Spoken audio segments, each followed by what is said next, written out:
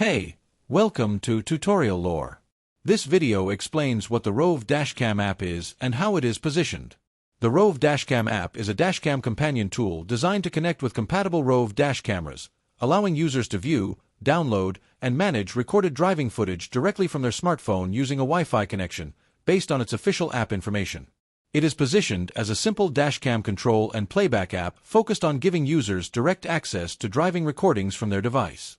The app allows users to connect to the dashcam via Wi-Fi to view recorded videos. It also supports downloading and saving important driving clips to the phone for review or sharing. Users can manage stored footage captured during driving sessions for playback and evidence purposes. This video is an informational overview based on publicly available descriptions.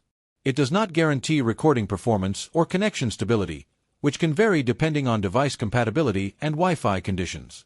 The app may include basic device settings depending on the dashcam model. It is mainly intended for users who want direct mobile access to Roav dashcam recordings without removing storage media. Some features depend on hardware compatibility and connection quality, which can affect usability. This could impact how quickly users can access or transfer recorded footage.